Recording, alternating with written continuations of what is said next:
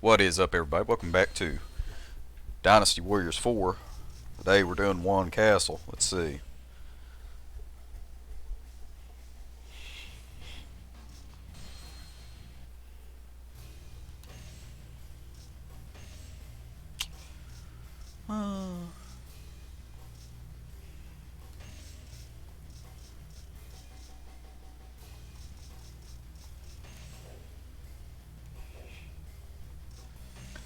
Zushu is not one of my favorite characters, but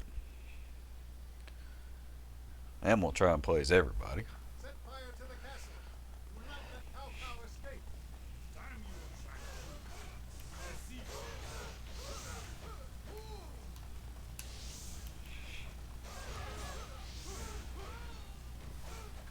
We must help our lord escape.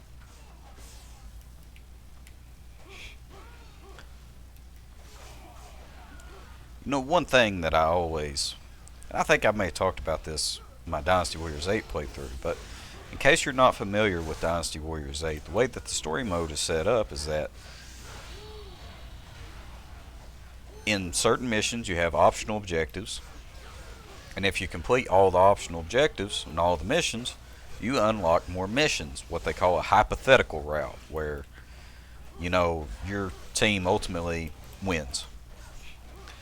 For, the ones that do already win, they win harder, shit like that.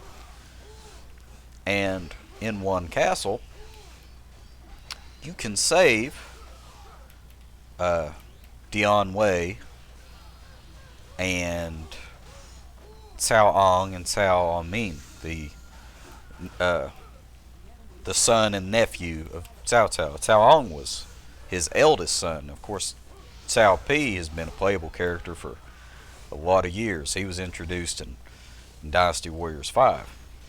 But even if you save him, he never appears again. I was thinking that would have been a really good opportunity to have like a unique NPC. They've played around with that some in the Samurai Warriors series. And there's a couple in Dynasty Warriors. The big ones I can think of are like Cao Mao and the Emperor, uh, the Han Emperor.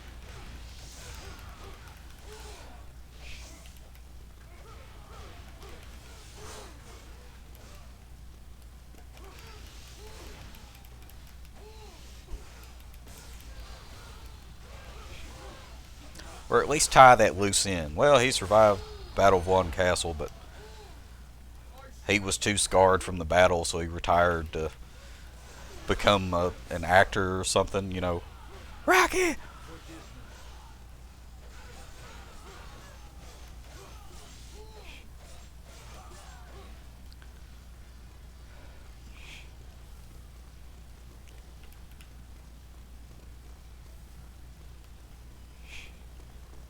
So, oh, yeah, shit, he got the flu.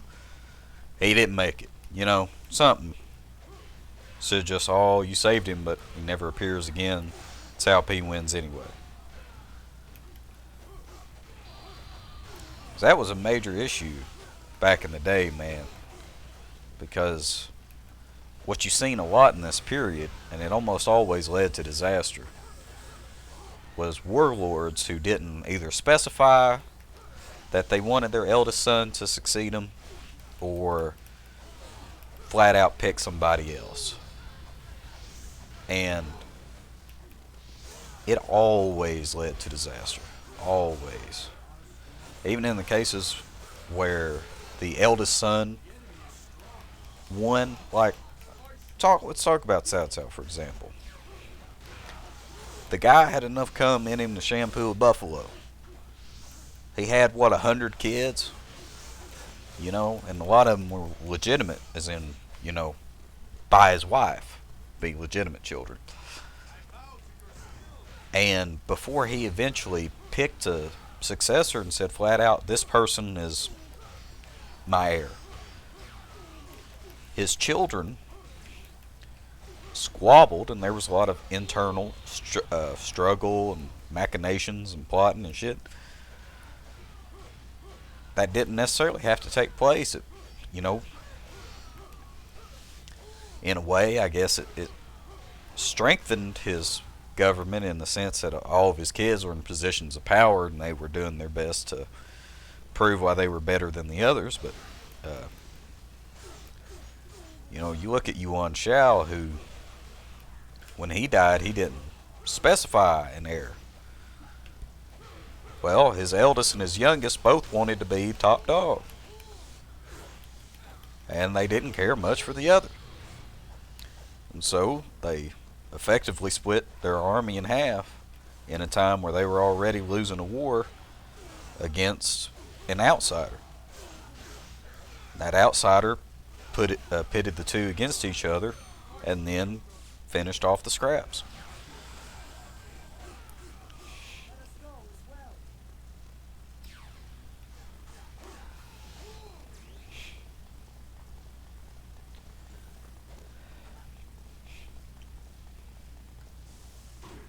Just an interesting little thought, I say.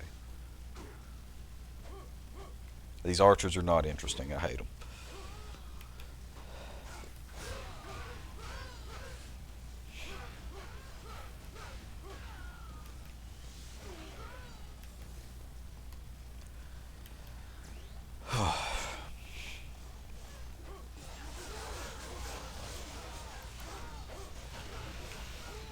Just had a depressing thought. Just thinking about how Milos, how Henry Cavill isn't going to be in The Witcher anymore.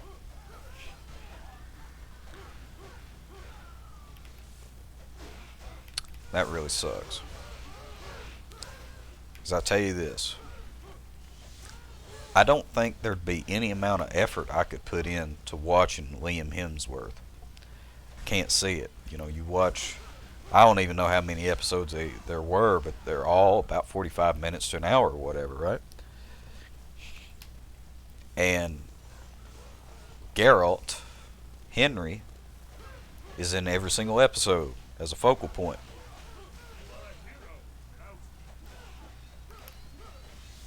How can you just pretend that person is another? Now I understand it's all television. When I watch The Witcher, I don't look at this and go, oh man, this is all real and this is exactly as it happened. These are real people. I know that. But when we watch television, we want to suspend our disbelief, do we not? Unless you're watching something educational or whatever. When you watch a comedian, you know that a lot of the stories they tell you are either grossly exaggerated or flat out didn't happen.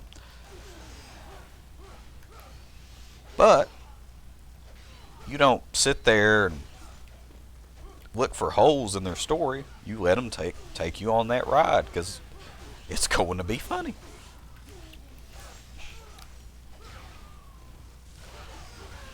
And I let the Witcher cast take me for a ride, man, and I was really enjoying it. I hate that, we see so much nowadays.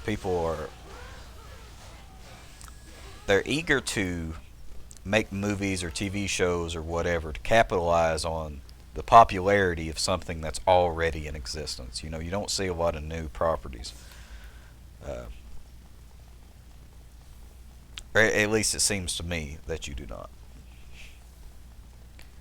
Uh, it's always, something that's already a book or already a video game or a movie that's been done before but that's having a reboot, with whatever.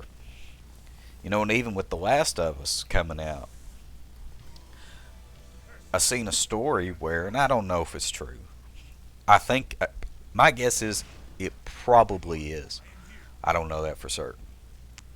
Where Ellie, who is one of the main two characters,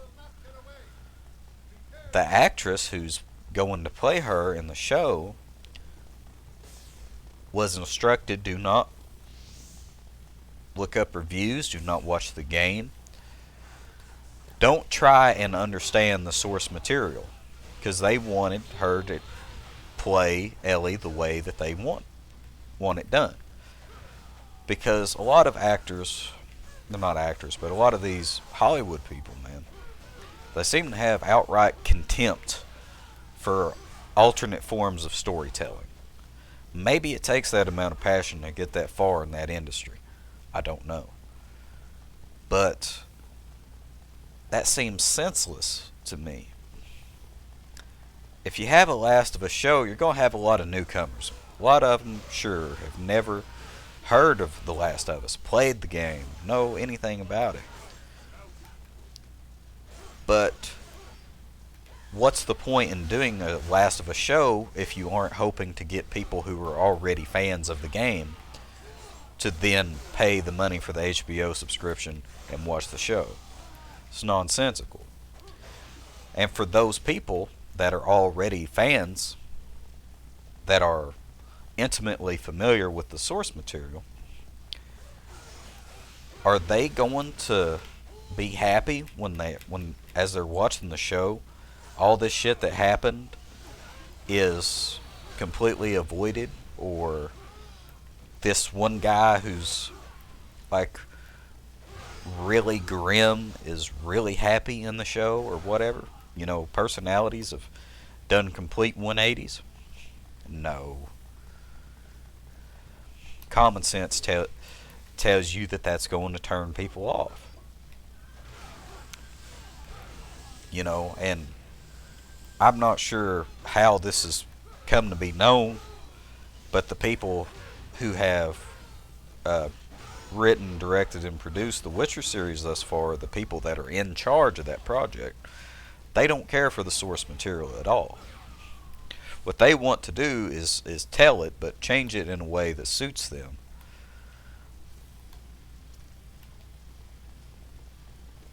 Outright,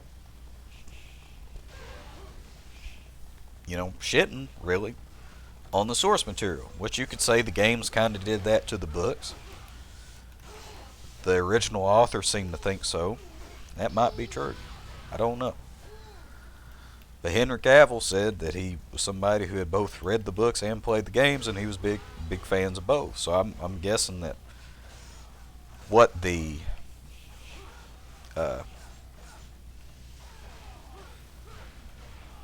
what the games did change was not insulting to the original source material. But I don't know. I haven't had an opportunity to read the books. I would like to.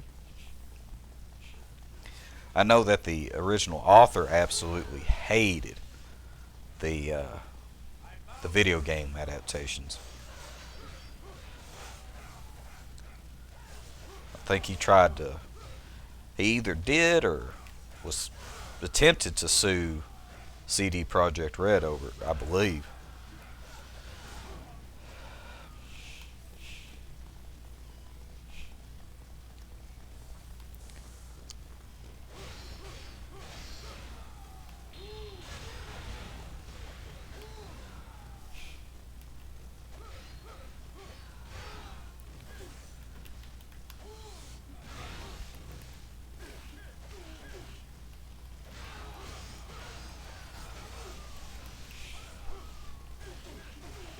It was a good show. I still highly recommend the first two seasons of that show, because top to bottom, shit, I'm gonna lose. I was sitting in a position where I was playing one handed.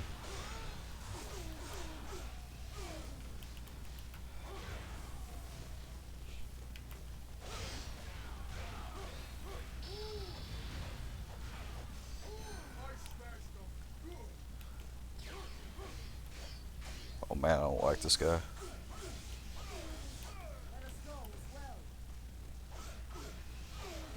Oh shit.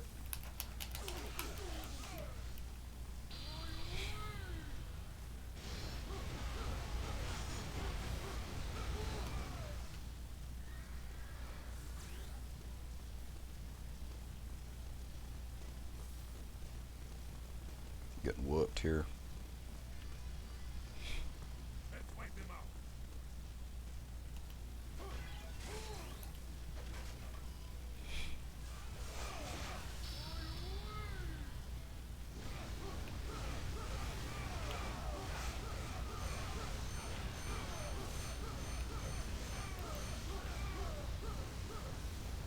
Let's go.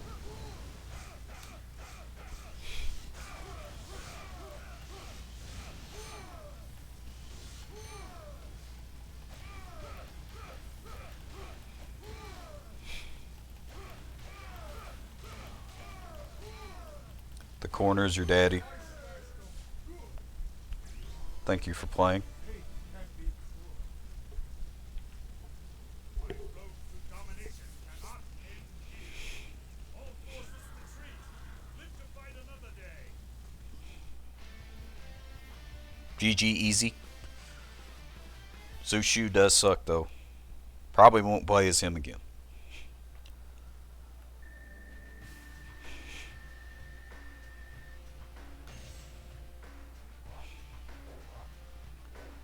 That was just unpleasant.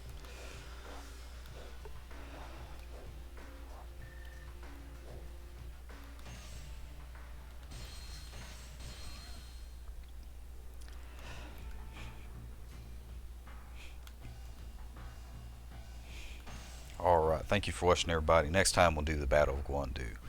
Until then, goodbye for now.